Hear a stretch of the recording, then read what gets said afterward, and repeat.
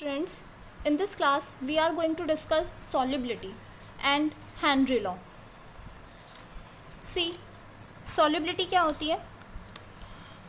अगर simple words में आपको बताऊं तो किसी भी सॉल्यूट का मैक्सिमम अमाउंट जो सॉल्वेंट में डिसॉल्व हो सकता है, दैट इज कॉल्ड सॉल्युबिलिटी. अगर डेफिनेशन की बात करूं तो हम इसकी डेफिनेशन लिख सकते हैं that amount of solid solute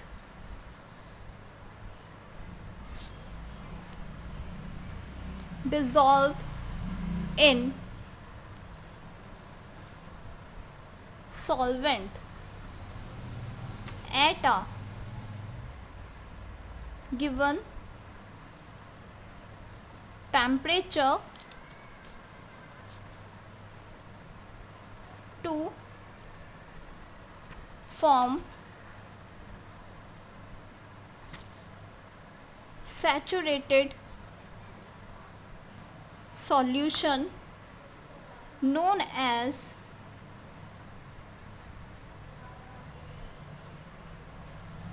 solubility.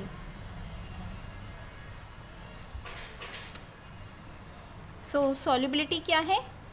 Amount of solid solute dissolve in solvent at a given temperature to form saturated solution known as solubility. मतलब किसी भी सॉल्यूट को सॉल्वेंट में हम कितना ज़्यादा से ज़्यादा या मैक्सिमम अमाउंट में डिसॉल्व कर सकते हैं एट अ गिवन टेम्परेचर, एक पर्टिकुलर टेम्परेचर पर, दैट इज कॉल्ड सॉल्युबिलिटी. ठीक है. सो सॉल्युबिलिटी डिस्कस करने के बाद एक बार देखते हैं कि टाइप्स ऑफ सॉल्यूशन क्या होता है. ठीक है. टाइप्स ऑफ सॉल्यूशन डिपेंड करता है सॉल्यूट एंड सॉल्वेंट पर कि सॉल्यूट कौन सा है और सॉल्वेंट कौन सा है. इसके बेसिस पर क्या डिपेंड करता है टाइप्स ऑफ सॉल्यूशन, कि उसे किस तरह का सॉल्यूशन बनेगा. As I already told you in my previous class, there are 3 types of solution जिन्हें further 9 कैटेगरी में डिवाइड किया गया है. See, किस तरह से टाइप्स ऑफ सॉल्यूशन को कैटेगराइज किया गया है. Total 9 types of solution. First is, एक तरफ लिख लेते हैं टाइप्स ऑफ सॉल्यूशन.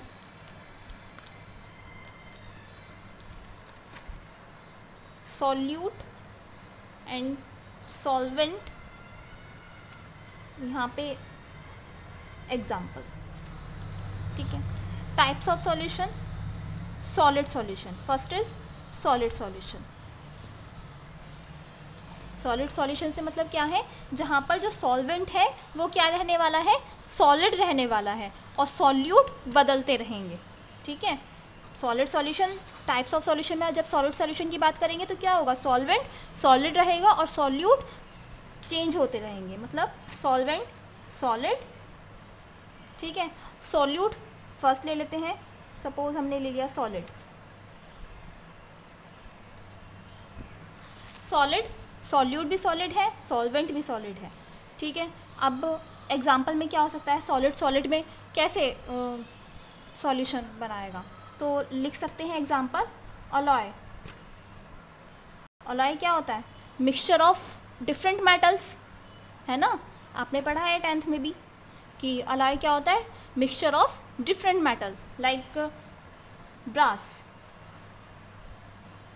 ब्रास किसका मिक्सचर होता है, जिंक एंड कॉपर का. ब्रॉन्ज, ब्रॉन्ज भी क्या है, एक अलॉय है. किसका मिक्सचर होता है, टिन, जिंक एंड कॉपर का. ओके.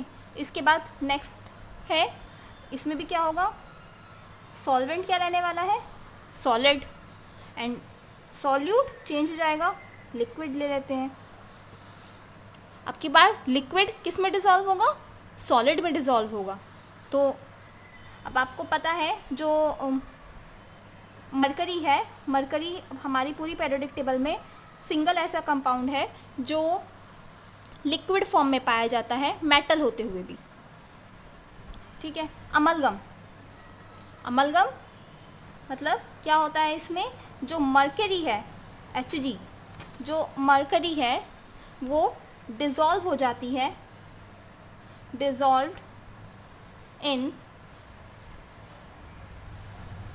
सोडियम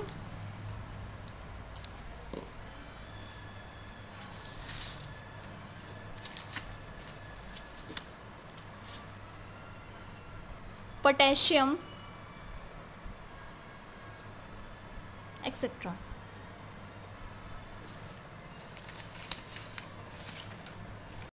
इन सब में मरकरी डिसॉल्व हो जाती है और अमलगम मिक्सचर बनाती है, ठीक है। इसके बाद next type of solution is gas. Gas क्या है, सॉल्यूट है आपकी बात, और सॉल्वेंट सॉलिड ही रहने वाला है। गैस सॉलिड में किस तरह डिसॉल्व होती है, like H2 gas absorbed on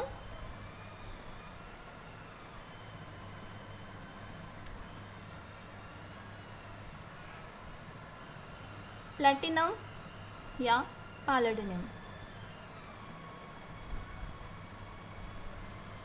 इसके बाद नेक्स्ट है टाइप्स लिक्विड सॉल्यूशन। सी लिक्विड सॉल्यूशन में क्या होगा, अब की बार जो सॉल्वेंट है वो क्या रहेगा, लिक्विड रहेगा, ठीक है। तो सॉल्वेंट की जगह क्या लिख देते हैं, लिक्विड, और फर्स्ट ले लेते हैं सॉल्यूट में सॉलिड। सॉलिड लिक्विड में कैसे डिसॉल्व हो सकता है, like salt dissolve in water या sugar dissolve in water. Salt क्या होता है, सॉलिड होता है, एंड वाटर क्या होता है, लिक्विड होता है। तो एग्जांपल ले सकते हैं, salt dissolve in water. Next लेते हैं liquid.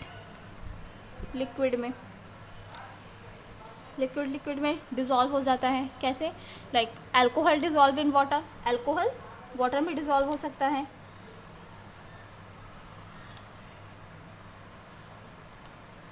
Dissolve in water.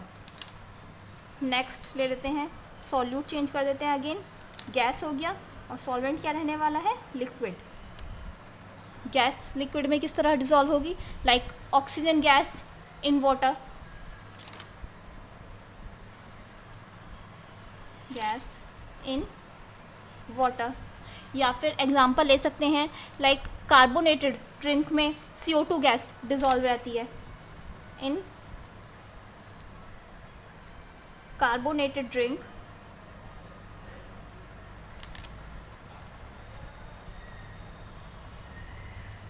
CO2 gas dissolve.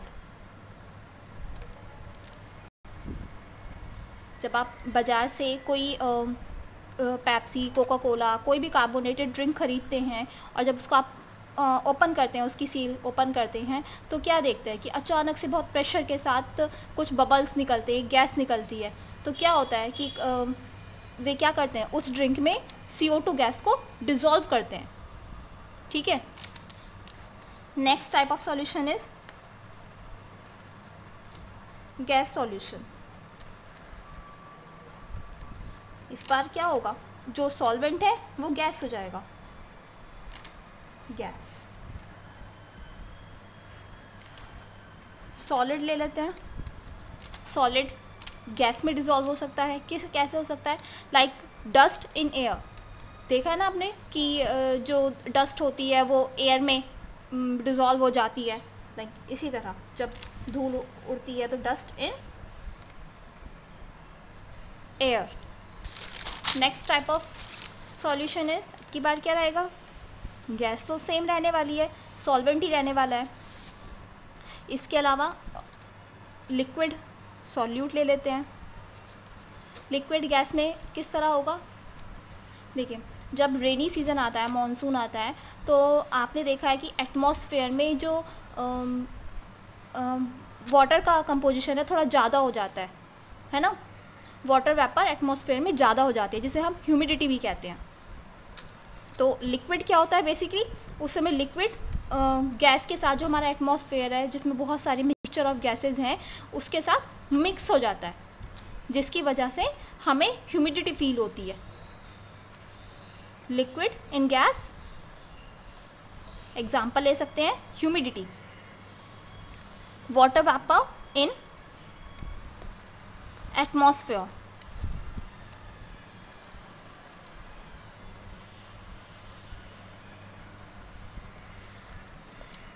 Next is gas. Gas में डिज़ोल्व होती है, मतलब गैस में कैसे डिज़ोल्व होती है, आपको पता है एटमॉस्फेयर में क्या होता है, बहुत सारी गैसेस प्रेजेंट होती हैं, है ना, that's mean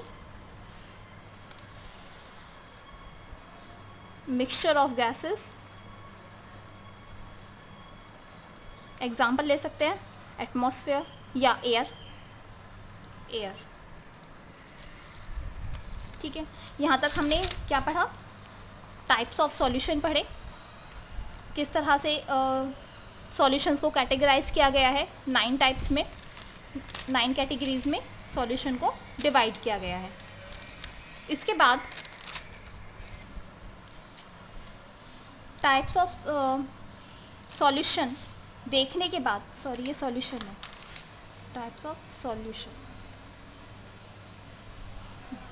types of solution देखने के बाद इसमें हम डिटेल में सिर्फ लिक्विड सॉल्यूशंस को स्टडी करने वाले हैं। now we know different type of solution in which we have to study liquid solution in detail. Okay, so देखते हैं किस तरह से होता है। See, now here we firstly discuss solubility of solid in liquid. हम इन तीनों को डिस्कस करने वाले हैं।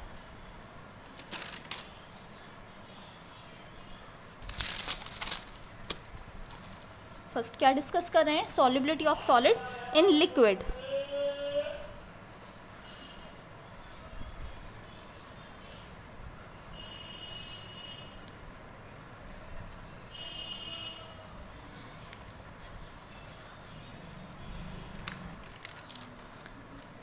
सी, जो सॉलिड है वो हर तरह के लिक्विड में डिसॉल्व नहीं होता है।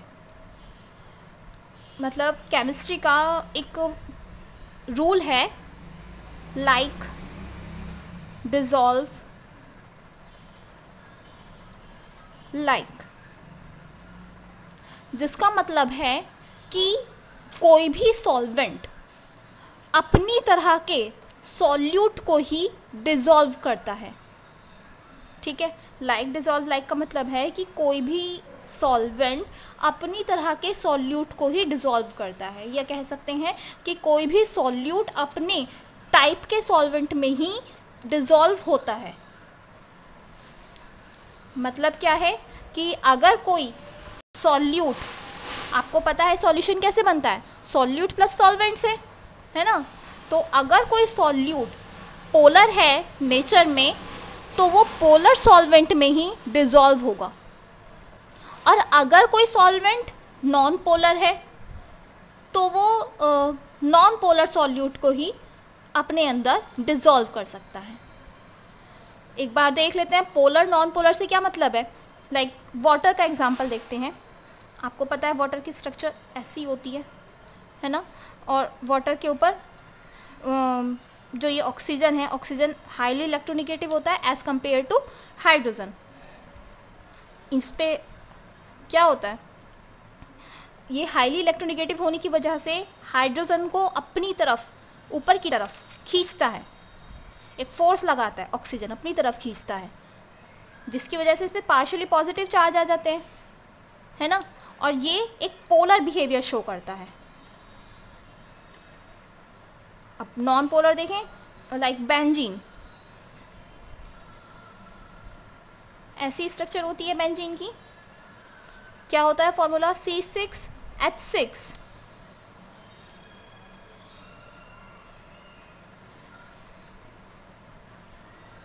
है ना। अब क्योंकि सभी जगह पर same number of carbon and hydrogen atom हैं, सबकी इलेक्ट्रोनेगेटिविटी बराबर है, दैट्स वाई ये नॉन पोलर बिहेवियर शो करेगा। ना किसी पर चार्ज ज़्यादा होगा, ना किसी पर चार्ज कम होगा, सभी क्या रहेंगे, ओवरऑल इक्वल रहेंगे। ठीक है। वाटर क्या है, पोलर है। क्यों, क्योंकि ये हाइड्रोजन के मॉलिक्यूल्स को अपनी तरफ, ऊपर की तरफ खींच रहा है, हाईली इलेक्ट्रोनेगेटिव होने की वजह से ऑक्सीजन के। यहाँ पे सबकी इलेक्ट्रोनेगेटिविटी इक्वल है, जिसकी वजह से ये नॉन पोलर बिहेवियर शो करता है। ओके, तो जो नॉन पोलर है वो नॉन पोलर सॉल्यूट को ही, लाइक बेंजीन क्या है, नॉन पोलर है, तो वो नॉन पोलर सॉल्यूट को ही अपने अंदर डिसॉल्व करेगा। वाटर पोलर है तो वाटर पोलर सॉल्यूट को ही अपने अंदर डिसॉल्व करेगा। सॉल्यूट अगर नॉन पोलर है,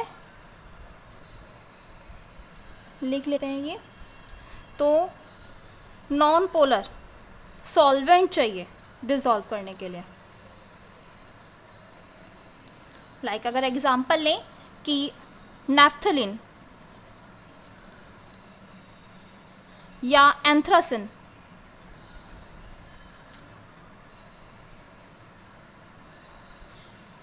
क्या है, नॉन पोलर है।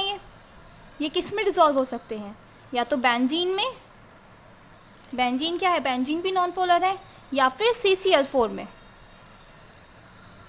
सपोज अब सॉल्यूट हमारा पोलर है, तो क्या होगा, ये पोलर सॉल्वेंट में ही डिसॉल्व होगा, पोलर सॉल्वेंट।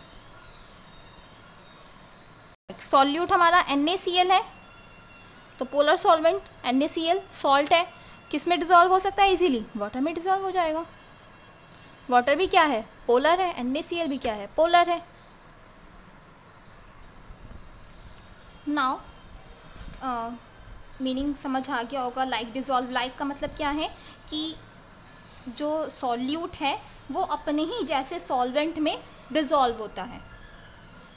ठीक है, अगर कोई पोलर नेचर शो करता है तो वो पोलर सॉल्वेंट में डिसॉल्व होगा, और अगर कोई solute non polar nature show करता है तो वो नॉन पोलर सॉल्वेंट में डिसॉल्व होगा।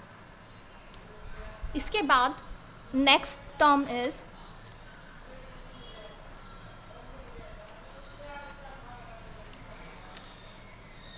dissolution.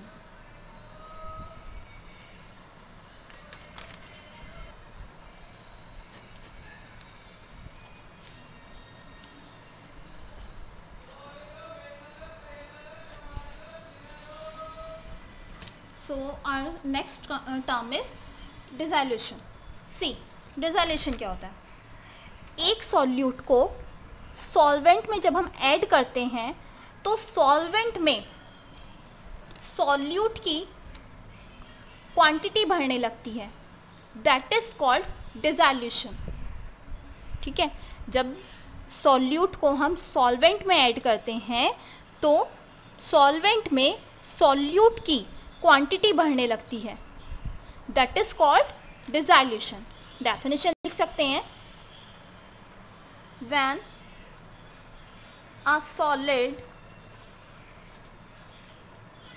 सॉलिड में क्या, solute is added to the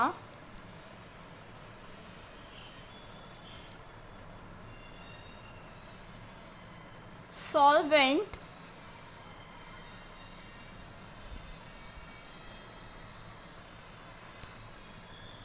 the solute dissolve because its particles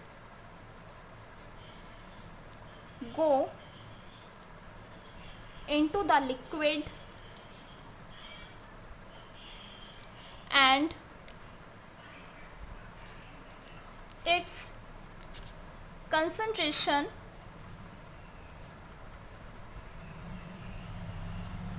in the solution increases. When a solid is added to the solvent, जब एक सॉलिड को, सॉलिड में भी क्या, सॉल्यूट को जब हम सॉल्वेंट में ऐड करते हैं, द सॉल्यूट डिजॉल्व, तो क्या होता है, सॉल्यूट डिजॉल्व हो जाता है। बिकॉज क्यों, क्योंकि it's particles go into the liquid, क्योंकि इसके जो पार्टिकल्स होते हैं, सॉल्यूट के पार्टिकल्स लिक्विड में डिजॉल्व हो जाते हैं, लिक्विड में चले जाते हैं, and it's concentration in the solution increases, जिसकी वजह से जो सॉल्यूशन की कंसंट्रेशन है वो इंक्रीज हो जाती है। इसके बाद नेक्स्ट टर्म है क्रिस्टलाइजेशन।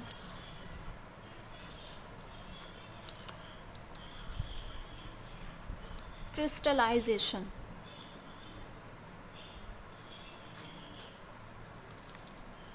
सी, क्रिस्टलाइजेशन क्या होता है, अगर जलेबी का बाखर लें, ठीक है, आपने देखा होगा जो जलेबी वेंडर्स होते हैं वो जलेबी को उसमें बाखर में या चाशनी कहते हैं उसे, कि उसमें डिप करके रखते हैं, है ना। तो अगर जलेबी का बाखर लें या चाशनी लें और उसका टेम्परेचर कम कर दें, उसे हम या फ्रिज में रख दें कह सकते हैं, देन यू विल ऑब्जर्व कि चीनी के क्रिस्टल बन जाते हैं, कि चीनी क्रिस्टल फॉर्म में इकट्ठी होने लगती है ना। सो बेसिकली क्या होता है, सॉल्यूट को जब हम सॉल्वेंट में डिज़ोल्व करते हैं, सॉल्यूट को जब हम सॉल्वेंट में डिज़ोल्व करते हैं तो शुगर के पार्टिकल्स एक दूसरे से आकर टकराते हैं, कोलाइड करते हैं, ठीक है, जिसकी वजह से because of collidation of solute, solute के कुछ पार्टिकल्स इकट्ठा होकर क्रिस्टलाइजेशन करते हैं, ठीक है। क्या है, सॉल्यूट को जब हम सॉल्वेंट में डिज़ोल्व करते हैं तो सॉल्यूट के कुछ पार्टिकल्स कोलाइड करने लगते हैं, आपस में टकराने लगते हैं एक दूसरे से, और बिकॉज ऑफ कोलाइडेशन सॉल्यूट के कुछ पार्टिकल्स एक साथ इकट्ठा होकर क्रिस्टलाइजेशन करते हैं या क्रिस्टल का फॉर्मेशन करते हैं, ठीक है। यही जो प्रोसेस है क्या कहलाता है, क्रिस्टलाइजेशन कहलाता है। नाउ डेफिनेशन लिख सकते हैं, अगर इसकी डेफिनेशन लिखें हम तो होगी इसकी क्या लिख सकते हैं, some solute particles in solution collides with the solid solute. Particles get precipitated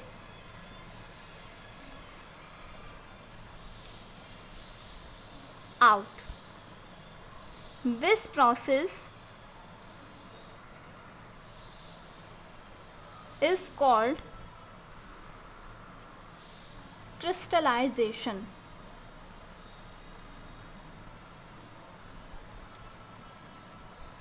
ठीक है, सी सम सॉल्यूट पार्टिकल्स इन सॉल्यूशन, जो सॉल्यूट के कुछ पार्टिकल्स हैं वो सॉल्यूशन में कोलाइड्स करते हैं, कोलाइड मतलब आके एक दूसरे से टकराते हैं, with the solid solute particles get precipitated out, जिसकी वजह से क्या होता है, जो सॉलिड सॉल्यूट हैं वो प्रेसिपिटेट बना लेते हैं, क्रिस्टल बना लेते हैं एक साथ इकट्ठा होकर, ठीक है। This process is called crystallisation, और यही प्रोसेस क्या कहलाता है, क्रिस्टलाइजेशन। इसके बाद नेक्स्ट है सैचुरेटेड सॉल्यूशन।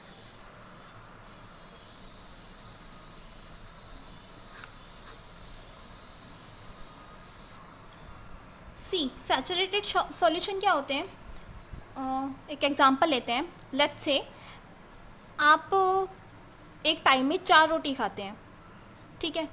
4 रोटी खाने के बाद जो आपकी भूख है वो ख़त्म हो जाती है, आपका मील ओवर हो जाता है, ठीक है। दैट्स मीन आप सैचुरेटेड हो चुके हैं। सेम एज कुछ ऐसा ही सॉल्यूशंस के साथ होता है कि लेट्स से 100 ग्राम वाटर है, 100 ग्राम वाटर में 50 ग्राम वो नमक को डिज़ोल्व कर सकता है। लेट्स से कि वो 50 ग्राम नमक को डिज़ोल्व कर सकता है, तो 50 ग्राम के बाद उसमें और नमक उस टेम्परेचर पे डिज़ोल्व नहीं हो सकता। Okay, that is called saturated solution. मतलब सैचुरेटेड से मतलब क्या हो गया, no more amount can be added, no more amount can be added. वो सॉल्यूशन जिसमें और अमाउंट सॉल्यूट की ऐड ना की जा सके, ठीक है, वो सॉल्यूशन क्या कहलाता है, saturated solution. No more amount of solute, no more amount of solute can be added, जिसमें कैन नॉट बी एडेड, जिसमें और अमाउंट सॉल्यूट की ऐड ना की जा सके, वो क्या कहलाता है, सैचुरेटेड सॉल्यूशन। ओके, इसकी डेफिनेशन लिख सकते हैं, a solution in which no more solute can dissolve at a given condition of temperature and pressure is called saturated solution, जिसमें और ज़्यादा अमाउंट ऐड ना की जा सके, वो क्या कहलाते हैं, सैचुरेटेड सॉल्यूशन। अनसैचुरेटेड क्या होते हैं,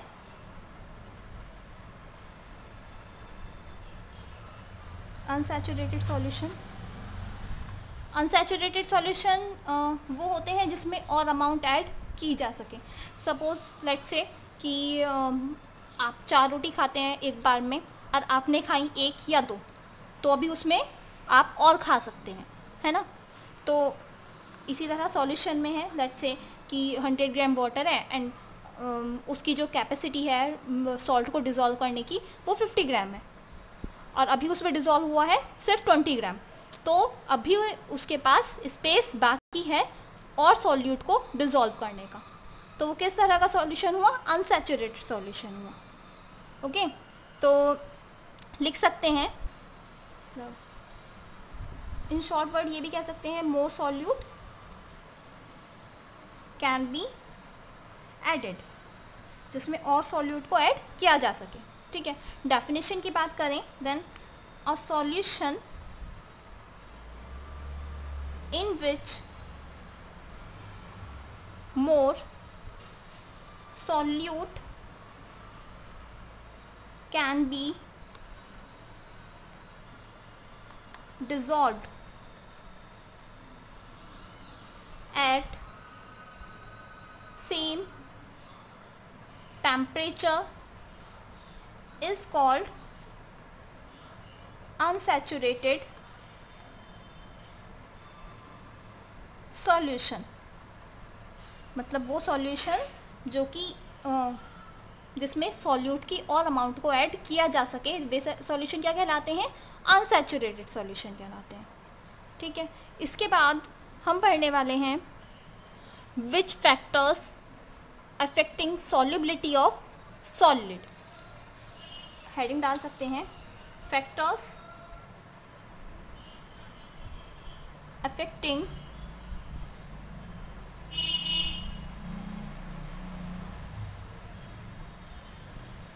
solubility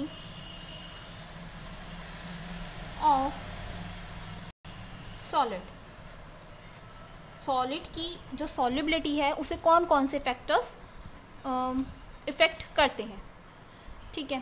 first is effect of pressure,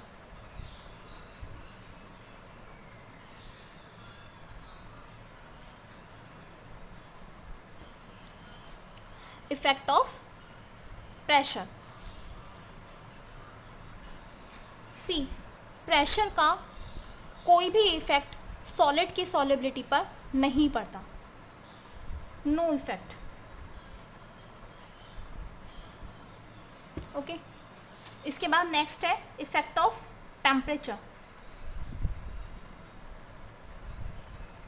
temperature का क्या इफेक्ट पड़ता है सॉलिबिलिटी पर? ठीक है, टेम्परेचर एक बहुत इंपॉर्टेंट फैक्टर है, इसका जो इसकी सॉल्युबिलिटी को इफ़ेक्ट करता है। फॉर एग्जांपल हम कह सकते हैं कि जब भी हम सॉल्यूट एंड सॉल्वेंट को मिक्स करते हैं तो उससे दो तरह के चेंज होते हैं एनर्जी में, या तो एनर्जी रिलीज होगी, ठीक है, तो प्रोसेस एक्सोथर्मिक होगा, या एनर्जी विल बी एब्जॉर्ब्ड, तो प्रोसेस एंडोथर्मिक होगा। तो in both cases when we are talking, दोनों का इफेक्ट अलग अलग रहता है। So we are saying that for endothermic process, मतलब अगर हम सॉल्यूट एंड सॉल्वेंट को मिक्स कर रहे हैं और एनर्जी एब्जॉर्ब हो रही है, in that case solubility increases. ठीक है, तो फर्स्ट लिख सकते हैं, फर्स्ट इफेक्ट ऑफ टेम्परेचर में अगर प्रोसेस क्या हो रहा है, एंडोथर्मिक हो रहा है। एंडोथर्मिक मतलब जो एनर्जी है वो एब्जॉर्ब हो रही है, in that case solubility increases।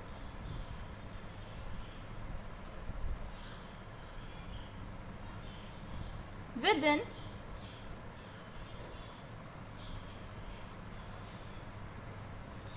increase the temperature, जैसे जैसे टेम्परेचर इंक्रीज होगा वैसे वैसे सॉल्युबिलिटी इंक्रीज होगी। लाइक एग्जांपल ले, like salt, salt can be dissolve in hot water better. मतलब देखिए, वैसे तो सॉल्ट नॉर्मल वाटर में भी इजीली डिजॉल्व हो जाता है, बट वहीं पर अगर हम गर्म पानी लें और उसमें सॉल्ट को डिजॉल्व करें, देन सॉल्ट ज़्यादा अच्छे तरीके से उसमें डिजॉल्व हो सकता है। ठीक है, so such process are endothermic. Now next is exothermic. अगर प्रोसेस एक्सोथर्मिक हो रहा है तो solubility decreases with increasing in temperature।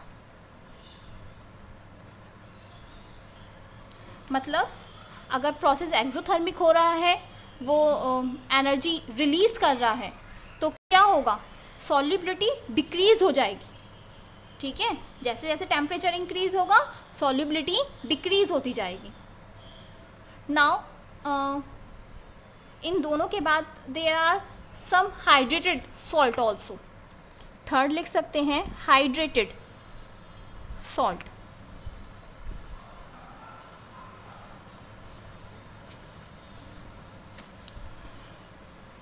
See, for hydrated salt, for example Na2SO4 tan H2, इसमें क्या होगा, जब तक ये वाटर ऑफ क्रिस्टलाइजेशन प्रेजेंट है, सॉल्युबिलिटी कीप्स इंक्रीजिंग, सॉल्युबिलिटी बढ़ती जाएगी। ठीक है, एंड वंस ये टैन वाटर मॉलिक्यूल्स लूज हो जाएंगे, solubility start decreasing as increasing in temperature. तो जैसे ही ये जो टैन मॉलिक्यूल्स हैं वाटर के वो लूज होंगे, तो सॉल्युबिलिटी क्या होगा, डिक्रीज करना स्टार्ट कर देगी जैसे जैसे टेम्परेचर बढ़ेगा। ओके, मतलब इसमें दोनों ही प्रोसेस हो रहे हैं। जब तक वाटर के टैन मॉलिक्यूल्स प्रेजेंट हैं तब तक प्रोसेस क्या हो रहा है, एंडोथर्मिक हो रहा है। और फिर जब सारे वाटर के मॉलिक्यूल्स ख़त्म हो जाते हैं तो प्रोसेस क्या हो जाता है, एक्सोथर्मिक हो जाता है। So for hydrated salt the solubility first increases in temperature and then solubility decreases with increase in temperature. Okay, now our next type of solubility in gas. One more thing in hydrated salt, as I told you that जब तक इसके पास water molecules हैं तब तक इसमें process endothermic होगा, and जैसे ही इसके पास वाटर मॉलिक्यूल्स लूज होंगे तो इसमें प्रोसेस एक्सोथर्मिक होगा, जिसकी वजह से क्या होगा कि इसकी सॉल्युबिलिटी डिक्रीज हो जाएगी. ठीक है, एक ग्राफ देखें अगर हम Na2SO4 10H2O के लिए, तो प्रोसेस जब तक एंडोथर्मिक हो रहा है, इसके पास वाटर मॉलिक्यूल्स हैं, तो इसकी सॉल्युबिलिटी बढ़ती जाएगी. ठीक है, इंक्रीज होगी, और जैसे ही यहाँ पे आके इसके मॉलिक्यूल्स ख़त्म हुए तो वो डिक्रीज होना स्टार्ट कर देगी. ओके, देन दैट पॉइंट, ठीक है, एट दैट पॉइंट जहाँ पर इसकी सॉल्युबिलिटी डिक्रीज हुई, दैट इज कॉल्ड, मतलब जिस रेंज ऑफ टेम्परेचर से ये डिक्रीज हुई, this range is known as transition temperature. Transition temperature. Okay, यहाँ से इसकी इंक्रीज हो रही थी क्योंकि इसके पास वाटर मॉलिक्यूल्स थे. अब यहाँ तक आते आते इसके पास वाटर मॉलिक्यूल्स खत्म हो गए, उसके बाद इसने डिक्रीज करना शुरू किया. ओके, तो ये रेंज जो है यहाँ पर इसकी peak point, that is called transition temperature. Now और next type of solubility is gas in liquid.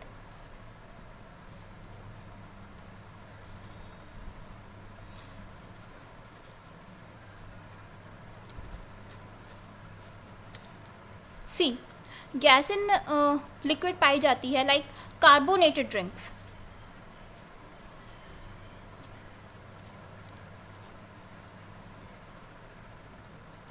Like कोई भी जो आप मार्केट से ड्रिंक खरीदते हैं, कोका कोला, पेप्सी या कोई सी भी कार्बोनेटेड ड्रिंक, इन सब में आप क्या देखते हैं कि जो गैस होती है CO2 वो डिज़ोल्व रहती है लिक्विड में.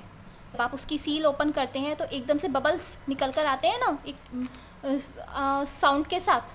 ठीक है, तो क्या है, वो कहाँ से आ रही है, बबल्स कहाँ से आए, क्योंकि उसमें लिक्विड में उन्होंने गैस डिज़ोल्व कर रखी है. ओके, अब देखते हैं factors on which solubility of gases depend. Factors on which solubility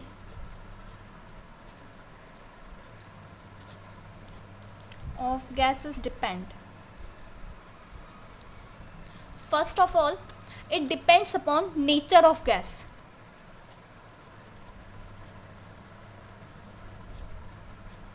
मतलब क्या कि जो गैस हमें डिज़ोल्व करनी है उसकी नेचर क्या है.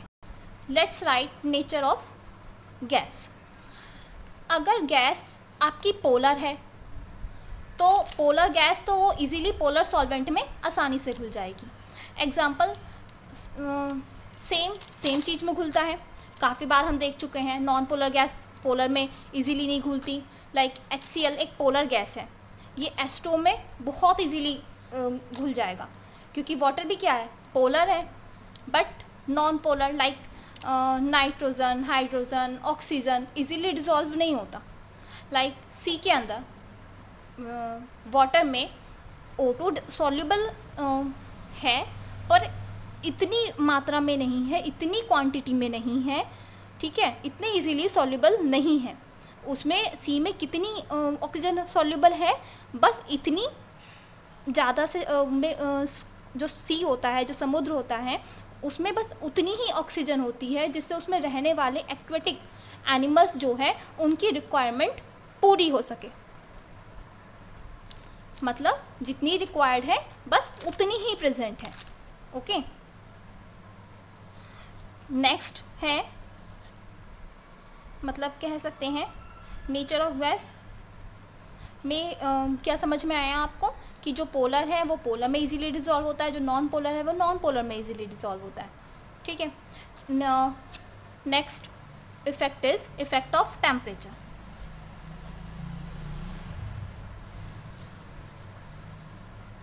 Effect of temperature. सी, हम कह रहे हैं कि गैस को जब हम सॉल्युबल करेंगे लिक्विड में तो हीट रिलीज हुई, ठीक है, हीट रिलीज हुई, जिसका मतलब है that is exothermic in nature. Now according to Le Chatelier's principle, class 11th में भी था ये प्रिंसिपल, ली चैटलर्स प्रिंसिपल, एक रिएक्शन जो कि एक्सोथर्मिक होती है, अगर आप उसका टेम्परेचर बढ़ाएं तो रिएक्शन रिवर्स डायरेक्शन में चलेगी। तो जो गैस सॉल्यूशन मतलब जो गैस सॉल्युबल भी होगी तो वो लिक्विड को छोड़ देगी। So as the increasing in temperature the solubility of gases decrease because of exothermic process. Okay, so we can write that solubility of gases decrease as increase with increases of temperature। जैसे जैसे temperature increase होगा वैसे वैसे जो solubility है gas की वो कम होती जाएगी, ठीक है, बिकॉज ऑफ एक्सोथर्मिक प्रोसेस, क्योंकि क्या होगा, एक्सोथर्मिक प्रोसेस होगा।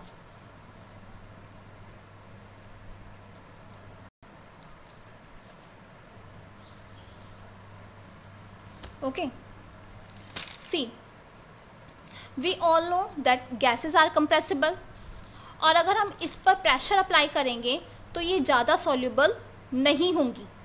ओके, गैसेस क्या होती है, कंप्रेसिबल होती है, हम उन्हें कंप्रेस कर सकते हैं, और अगर उस पर अगर हम प्रेशर अप्लाई कर दें, ठीक है, तो वे ज़्यादा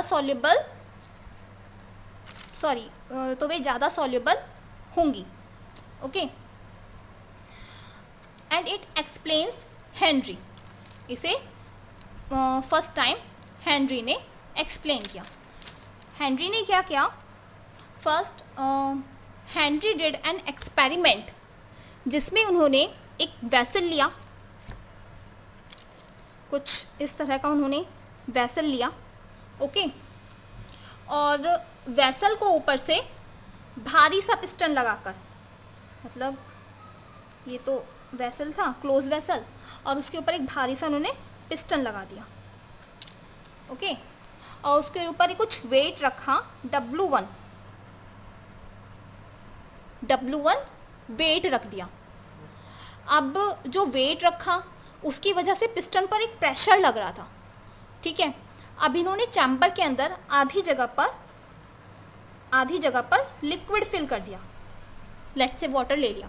ओके, अब वाटर के ऊपर जो पोर्शन खाली था वहाँ गैसेस पाई जाएंगी। इसके ऊपर ये पोर्शन खाली है ना, क्योंकि आधी जगह में भरा है, ये वाला पोर्शन तो खाली है, तो वहाँ पे क्या पाई जाएंगी, गैसेस पाई जाएंगी।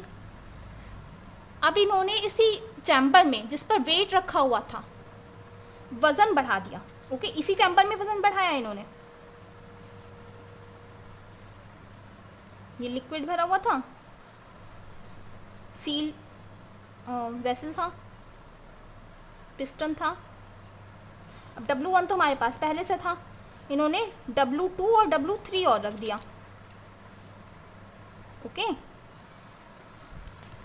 जिसकी वजह से क्या हुआ, जो प्रेशर था, पहले से प्रेशर पड़ रहा था और वजन बढ़ाया तो और प्रेशर बढ़ गया, ठीक है। क्योंकि लिक्विड जो कंप्रेसिबल है नहीं, लेकिन एक इम्पॉर्टेंट फिनोमिना देखने को मिला कि जो गैसेस के पार्टिकल्स थे, ओके, यहाँ पे क्या पाई जा रही थी, गैसेस पाई जा रही थी दोनों ही लिक्विड्स में।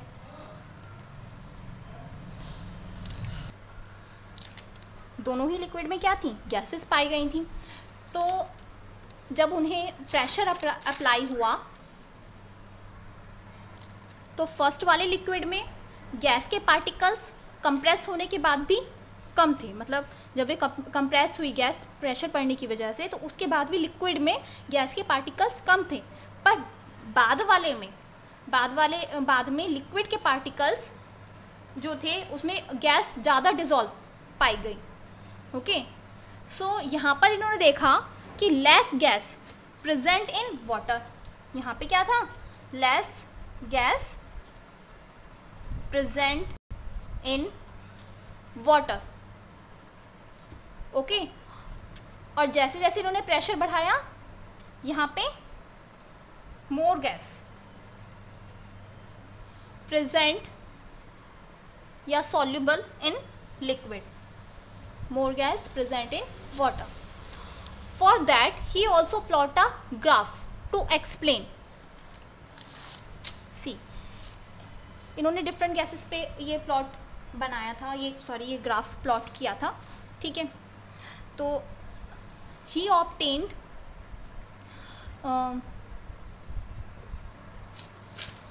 यहाँ इन्होंने लिया था mole fraction,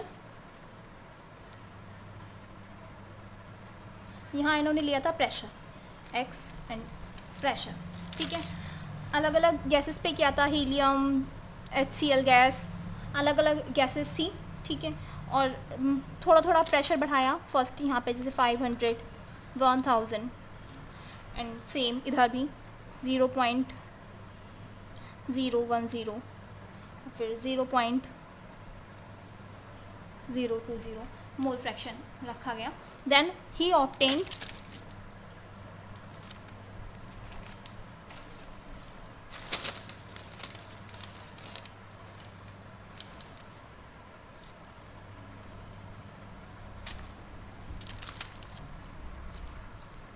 a straight line, and this experiment he did on different type of gases like helium, hydrogen, ठीक है। फिलहाल ये HCl के लिए लिया गया था।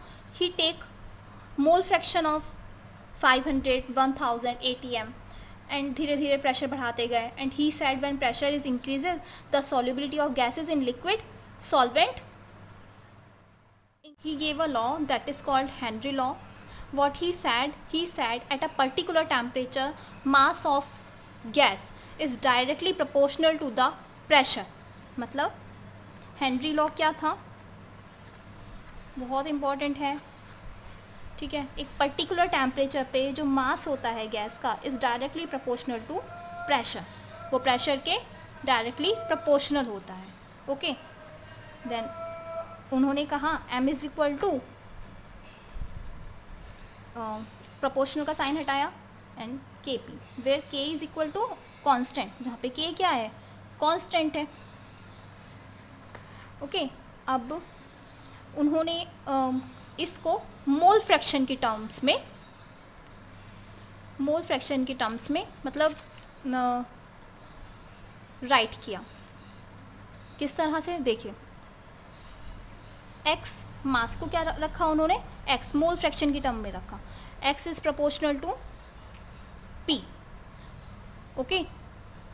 मोल fraction is directly proportional to pressure, okay. Now x is equal to k dash p, k dash क्या है, कांस्टेंट है। अब इसे हम ऐसे लिख सकते हैं 1/k dash into x is equal to p, ये इधर चला जाएगा, है ना। अब 1/k डैश होता है kh which is Henry constant, kh क्या है, हेनरी कांस्टेंट है, ओके। तो हम यहाँ क्या लिख सकते हैं, kh into x equal to p. Now if we have to calculate the value of x, if we have to calculate the value of x, then x is equal to 1/kh into p,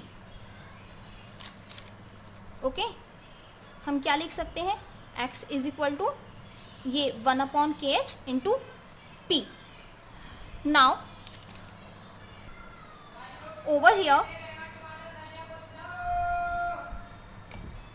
over here you can see कि जो mole fraction है वो inversely behave कर रही है Henry constant के साथ, okay. सो इसका मतलब क्या हुआ first, more the value of KH, more the value of KH, less is the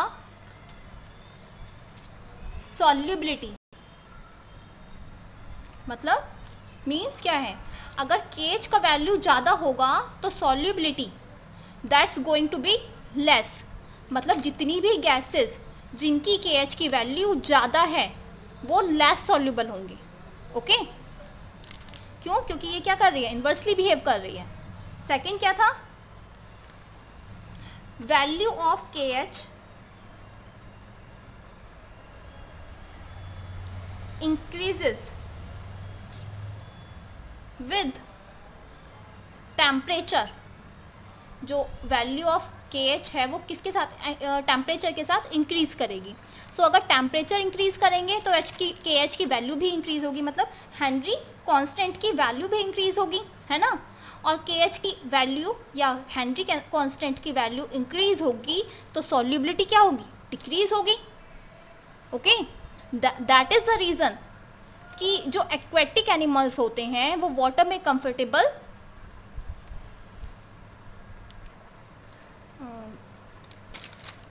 वो गर्म जो एक्वेटिक एनिमल्स होते हैं वो गर्म पानी में, जो हॉट वाटर है उसमें कंफर्टेबल नहीं होते क्योंकि उसमें ऑक्सीजन कम डिजॉल्व होती है गर्म पानी में.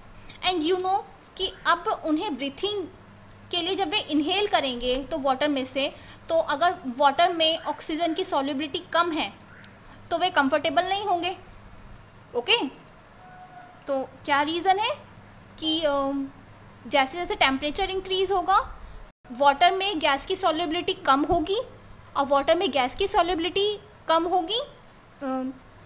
दैट्स मीन इसके साथ क्या हम ले सकते हैं, जैसे एक्वेटिक एनिमल्स हैं, एक्वेटिक एनिमल्स गर्म पानी में कंफर्टेबल नहीं होते. क्यों नहीं कंफर्टेबल होते? क्योंकि उसमें ऑक्सीजन की जो सॉल्युबिलिटी है वो कम हो जाती है, और जब ऑक्सीजन की सॉल्युबिलिटी कम हो जाती है तो उन्हें अपने ब्रीथिंग के प्रोसेस के लिए जो वे ऑक्सीजन इनहेल करते हैं वाटर के थ्रू वो उन्हें प्रॉपर नहीं मिल पाती. Okay, now next is application of Henry law. Application. First application is carbonated drink. Carbonated drink. See, carbonated drink जिसमें जनरली CO2 गैस डिजॉल्व होती है एट अंडर प्रेशर. ओके, आपने ऑब्जर्व किया होगा जब भी आप सोडा वाटर की बॉटल को खोलते हैं तो इट गिव्स अ साउंड और उसमें से बबल्स निकलने शुरू हो जाते हैं. बेसिकली क्या होता है, उसमें जब हम सोडा वाटर को खोलते हैं तो प्रेशर को रिलीज़ कर देते हैं, है ना. तो जब प्रेशर को हम कम करेंगे तो जो CO2 उसमें डिजॉल्व है that suddenly come out, and that's why a fizz sound that can be heard, and bubbles can also be see. So this is one application of first application of Henry law. Okay, next is scuba diver.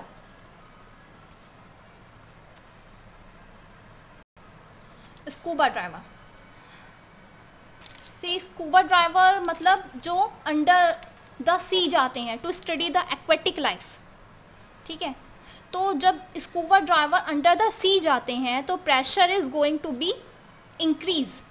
वे जितना नीचे सी में जाएंगे उतना ही pressure increase होता जाएगा. एक तो water का प्रेशर और कुछ एनवायरमेंटल प्रेशर.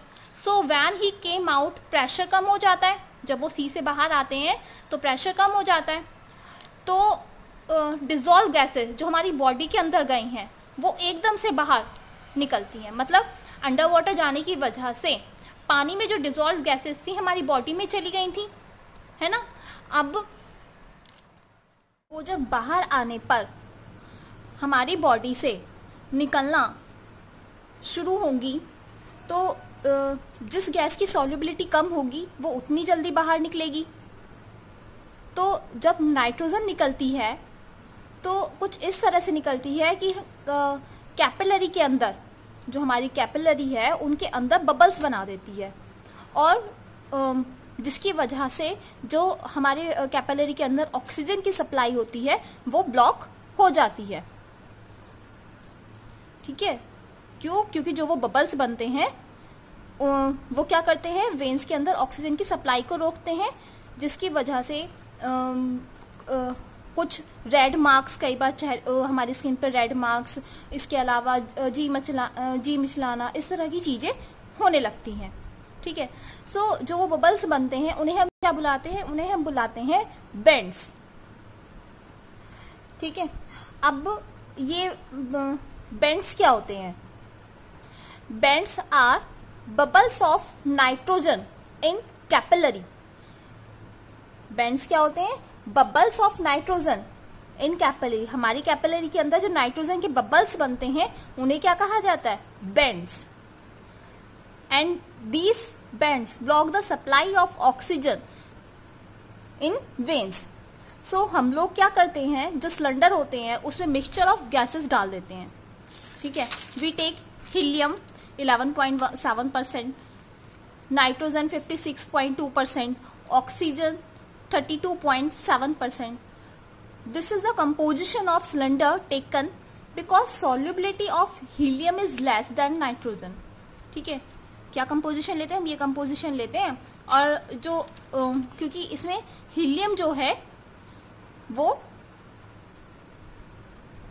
लेस सॉल्युबल है एज कंपेयर टू नाइट्रोजन, और also the size of atom is small. साथ में जो उसके हीलियम के एटम का जो साइज है वो भी स्मॉल है, such that they can pass cell wall without damaging them, जिसकी वजह से वो सेल वॉल को डैमेज नहीं होने देती। सो हीलियम नाइट्रोजन की वजह से होने वाले बेंड्स को कंट्रोल कर लेता है। Next is third application.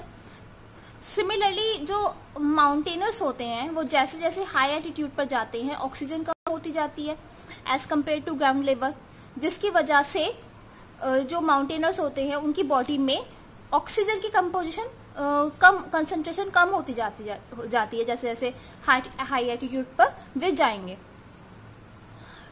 और उन्हें एक टेम्परेरी डिसीज हो जाती है जिसे क्या कहा जाता है? Anoxia, which name is anoxia, जिसकी वजह से वे वीक फील करते हैं and they are unable to think clearly. Okay, they are three application of Henry law. So in this class we discuss types of solution, solubility and solubility of solid in liquids, gas in liquid, Henry law. ठीक है, ये के P suffix में नहीं आएगा, यहाँ पे P into में आएगा। जब mass is directly proportional to pressure, mass is equal to Kp, proportional हट के क्या आ जाएगा? कांस्टेंट आ जाएगा, है ना? करेक्ट कर लेना इसे। हेनरी लॉ डिस्कस किया, इसके बाद हमने इसकी एप्लीकेशन डिस्कस की। Now in our next video we discuss our third type of solubility, which is which is liquid in liquid, and some numericals. Thank you.